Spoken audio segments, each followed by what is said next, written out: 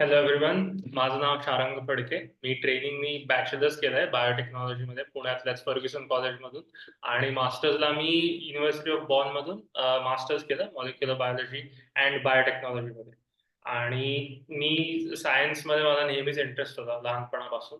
आणि जेव्हा माझ्या बरोबर ऍक्च्युली फर्ग्युसन कॉलेजला माझे मित्र होते आणि काही काही मित्र बघितलं मी की यवतमाळ, बुलढाणा, पुसद अशा जिल्ह्यांचे वगैरे होते. Eastern side of Maharashtra, Vidarbha, sort of Marathwada असं. आणि मला कळलं की ही लोक खूप हुशार आहेत, ही लोक खूप कष्टाळू आहेत, त्यांच्याकडे जिज्ञासा पण खूप आहे. पण अनफॉर्च्युनेटली त्यांना एवढं एक्सपोजर नाही मिळालं इनोव्हेटिव्ह आयडियाज 21st सेंचुरीच्या. आणि ते बघून एका प्रकारे मला वाईट वाटलं, कारण का मला असं वाटतं की प्रत्येक जो बालक असतो त्या जिज्ञासा त्याच्यामध्ये जन्मापासून असते. आणि कुठे ना कुठेतरी ती जिज्ञासा समाज दाबून टाकतो आणि एका तो ऍडल्ट ती मरून जाते. तर अ, जी मला नेहमी असं वाटतं की महाराष्ट्राच्या गावांमध्ये जी मुलं आहेत, ठीक आहे, तर त्यांच्याकडे 21व्या शतकाचं जे आधुनिक विज्ञान आहे, जे मला शिकायचा अवसर मिळाला आणि त्याच्याबद्दल मला खूप कृतज्ञता पण आहे. तर ते ज्ञान माझ्या सोप्या मराठीमध्ये त्या लोकांपर्यंत पोहोचावं अशी माझी इच्छा आहे. आणि युट्यूबवरती इंग्लिश स्पीकिंग ऑडियन्ससाठी खूप मी असं कंटेंट बघतो. पण अनफॉर्च्युनेटली दुर्दैवाने मराठी स्पीकिंग ऑडियन्ससाठी मला कंटेंट खूप जास्ती दिसत नाही. आणि म्हणून हा माझा प्रयत्न आहे. आणि आता मी मान्य केलं पाहिजे की मी स्वतः आयुष्यभर इंग्लिश मीडियम स्कूल्समध्ये शिकलोय, त्यामुळे माझं मराठी अजिबात चांगलं नाही. पण तरी त्यामुळे क्षमस्व असावं आत्ताच सांगतो सगळ्यांना. पण तरी पण मी माझ्या परीने पुरेपूर प्रयत्न करेन की चांगल्या मराठीत बोलू. आधुनिक विज्ञान, 21व्या शतकाचं तंत्रज्ञान जनसामान्यांकडे पोहोचवण्याचा माझा हेतू आहे. आणि शर्वरी, तू एक सायकॉलॉजिस्ट आहेस, आय थिंक आता मी तुला देतो mike. Mike. So thank you so much माझी इतकी छान इंट्रोडक्शन केल्याबद्दल. तर सगळ्यांना माहितीच असेल की माझं नाव शर्वरी आहे आणि सायकॉलॉजिस्ट म्हणजे त्याला आपण मराठीत मानसोपचार तज्ञ असं म्हणतो. तर तो माझा मुख्य व्यवसाय आहे. आणि एक कारण की आम्ही हा व्हिडिओ मराठीत का करतोय, म्हणजे आम्ही महाराष्ट्र राज्याचे सदस्य आहोत. आम्ही महाराष्ट्रात वाढलोय, पुणे शहरात वाढलंय, जी एकेकाळी पेशव्यांची गादी आपण म्हणता येईल. पेशव्यांची गादी ही पुणे शहरात होती. त्यामुळे मराठा साम्राज्याचं मूळ हे पुणे शहरात समजलं जायचं. आणि त्याच पुणे शहरात राहून आपण मराठी भाषेचा आदर केला नाही तर काय, म्हणजे आपण महाराष्ट्रीयन स्वतःला म्हणतो, असं आम्ही दोघं बोललो. त्यामुळे हा एक छोटा प्रयत्न आमच्या साइडनी, की शक्यतो कमीत कमी इंग्लिश शब्द वापरून मराठी शब्द आज आम्ही म्हणजे त्याचा उपयोग करणार आहोत आमच्या व्हिडिओमध्ये. आणि हा व्हिडिओ शक्यतो जास्तीत जास्त महाराष्ट्राच्या कोपऱ्या-कोपऱ्यात पोहोचावा ही आमची अपेक्षा आहे. आय होप की ते होईल. त्यामुळे आपण मला वाटतं शारंग विषयाला हात घालू आता. तर आज आम्ही एक सॉरी, छान या सॉरी. तुला इंटरप्ट करण्यासाठी मला जस्ट अजून एक गोष्ट ऍड करायची होती. दोन गोष्टी ऍक्च्युली. एक म्हणजे की सिद्धार्थ गुप्ता, आय होप हे ऐकत असेल आणि आय होप तो लवकरच एक डॉक्टर सुद्धा बनेल. तर माझा एक मित्र आहे, तो पीएचडी करतोय ब्लड कॅन्सरमध्ये, जर्मनीमध्ये. तर त्याची मला मी जेव्हा इंग्लिशमध्ये व्हिडिओ सुरू केले तर तो मला म्हणला की अरे तू एवढे इंग्लिशमध्ये करतोस, पण मराठी किंवा हिंदीमध्ये पण ट्राय कर, जेणेकरून ऑर्डिनरी लोकांपर्यंत हे ज्ञान पोहोचेल. सो आय थिंक आणि आम्ही आता हा जस्ट एक पहिला व्हिडिओ आहे.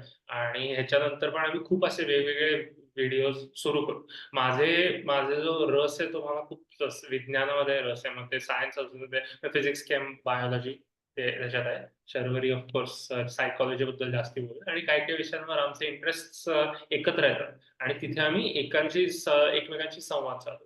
तर आता आय थिंक आपण, sorry for the interruption Sharvari, नाही, बट नाही. काहीच हरकत नाही. सो मी म्हणत होते तसं आपण विषयाला हात घालू आजच्या. तर चांगला विषय आणि थोडासा मानसिक स्वास्थ्य म्हणजे मेंटल हेल्थ या विषयाचाही भाग थोडाफार आहे हा.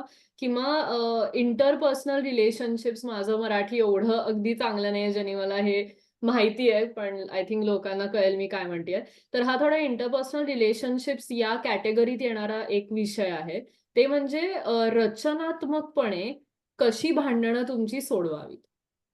सो जास्त मला वाटतं हे जे जोडपी म्हणजे कपल्स जे असतात त्यांना ह्याचा मे बी उपयोग होईल. पण भांडणं काय सगळ्यांमध्ये होतात. अगदी मैत्रीत होतात किंवा आपल्या आई-वडिलांशी सुद्धा होतात, मग नातेवाईकांशी होतात.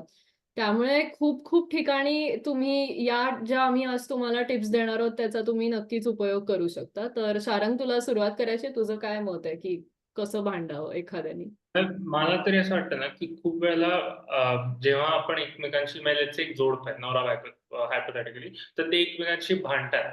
तर भांडणाचं मूळ उद्दिष्ट काय? ते दुसऱ्या व्यक्तीला हरवणं आहे का? ते जिंकणं आहे का? तर नाहीये.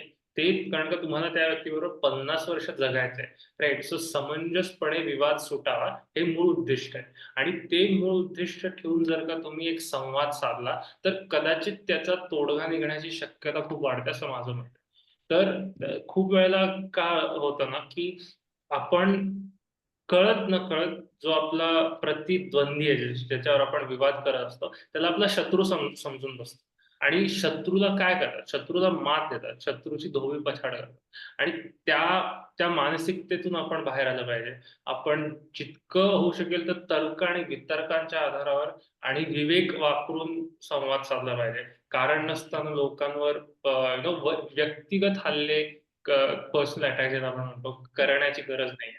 आणि बेसिकली जर तुम्हाला असं वाटलं, की आता माझं डोकं गरम होतंय आणि कारण का खूप वेळेला आपण असं होतं, की रागाच्या भरात आपण काहीतरी म्हणून जातो आणि नंतर पश्चात्ताप होतो. तर ते करण्यापेक्षा आधीपासूनच जर का अशा फ्रेमवर्कमध्ये संवाद साधा, की आपण ह्याच विषयावर भांडणार आहोत, ह्या विषयाला सोडून भांडायचं नाही किंवा जे 3 वर्षांपूर्वी झालं ते कारण नसताना काढायचं नाही. हे जे आहे आणि तोडग्याकडे न्यायचं. की आता तू काय केलं, मग मी काय केलं, तू काय म्हटली, मग मी काय म्हटली. तर त्यांनी भांडणाला भांडण वाढत जातं असं माझं मत आहे. त्यापेक्षा नेहमी असं सांगायचं, ओके हे सगळं झालंय. तोडगं काय? काय तोडगा आहे? कारण का शेवटी तुम्हाला तोडगा साधूनच त्या व्यक्तीबरोबर जगायचं आणि विथ दिस आय कन्क्लूड आणि शर्वरी प्लीज आम्हाला तुमची मतं जाणून घ्यायची आहेत. तुझी. सो पहिल्यांदा मला एवढा आदर दिला नाहीस तरी चालेल, कारण मी तुझ्यापेक्षा 2 वर्षांनी लहान आहे. सो मला एवढा नसला आदर तरी सुद्धा चालेल. पण तुझे मुद्दे जे तू आता मांडलेस ते छान होते खरंच. आणि मला सुद्धा हा मुद्दा तर मला वाटतोच. पण अजून एक मुद्दा मला वाटतो म्हणजे दुसऱ्यांना किंवा आपल्याला जर असं वाटत असेल, की कुठेतरी हे जास्त शब्दाला शब्द वाढणं आपण ज्याला म्हणतो. एखाद्या हं, भांडणात एक असा पॉइंट येतो जेव्हा आपल्याला कळत असतं, की ह्याच्यापुढे काही प्रॉडक्टिव्ह होणार नाहीये. मग त्यातनं काही विषय सुटलाही जाणार नाहीये किंवा काही त्याला सोल्युशन सुद्धा नाहीये. सो अशा वेळेला सरळ थोडा वेळ वेगळा घ्यायचा. आणि मला आधी हे एवढं पटायचं नाही. मला असं वाटायचं, की तो तिथल्या तिथे मग विषय सुटून जातो छानपैकी. पण मग कधी-कधी ते जर तुम्ही त्यावेळेला वाढवत नेलं, तर कदाचित त्याचा जो एंड होतो तो एवढा चांगला नाही होत. व्हेअरएज तुम्ही दोघांनी जर थोडं डोकं शांत करायला वेगळा वेळ घेतला, तर मग तुमचा जो परत एकमेकांबरोबर तुम्ही बोलायला लागल्यावरचा जो आउटकम असतो तो वेगळा आणि जास्त प्रॉडक्टिव्ह होऊ शकतो आणि तुमचंही बीपी खाली आलेलं असतं. किंवा तुम्हालाही जरा विचार करायला समोरच्याचा जो मांडलेला पॉइंट असतो त्याच्यावरही तुम्हाला थोडा विचार तुमचा झालेला असतो. सो ही एक मला टिप वाटते जी भांडणांसाठी युजफुल आहे. आणि दुसरं म्हणजे तू म्हणलास ते खरंच बरोबर आहे, की खूप वेळेला आपण जुन्या-जुन्या किंवा अनरिलेटेड गोष्टी त्या भांडणात आणत असतो. त्यामुळे ज्या विषयावर आहोत त्याच्यावर शक्यतो जास्तीत जास्त कसं आपल्याला राहता येईल, ह्याचा त्या जोडप्याने किंवा जे कोण दोघं भांडतायत त्यांनी एम करावा किंवा प्रयत्न करावा असं मला वाटतंय. आणि तिसरा पॉइंट असा आहे, की एक त्याला काय म्हणतात वेळेची अट घालावी, की किती वेळ तुम्ही या विषयाचा कीस पाडणार आहात.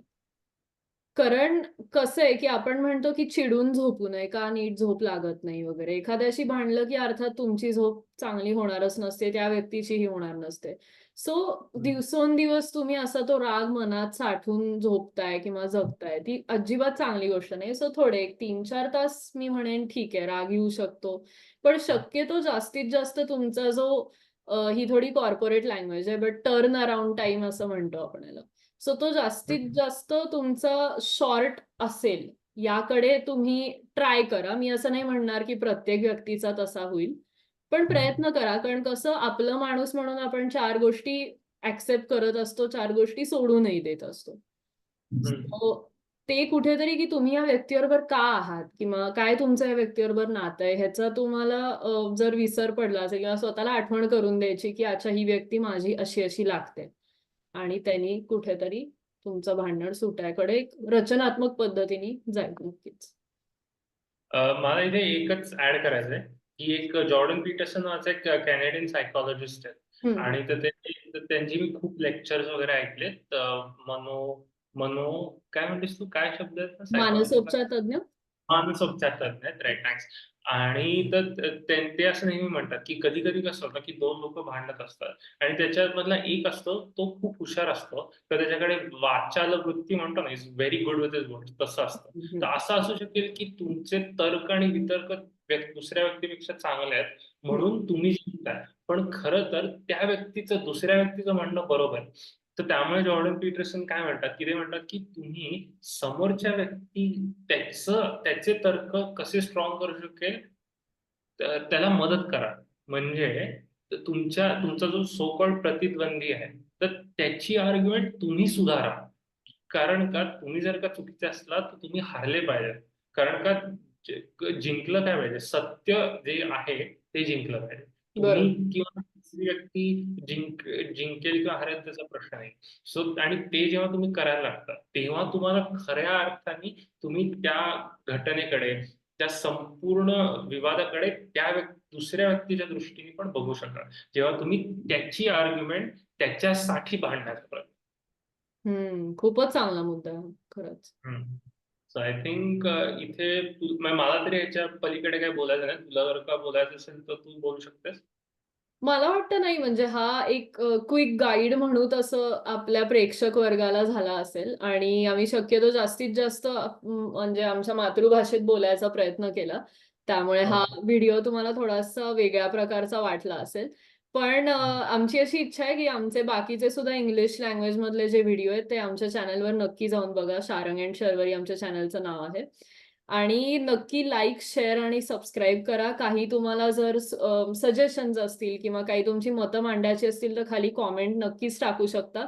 आम्ही रेग्युलरली कॉमेंट्स बघतो त्यामुळे तुम्हाला तुमचं मत मांडायला एक जागा मिळेल डेफिनेटली. आणि शारंग तुझ्या वेळेसाठी खूप खूप धन्यवाद.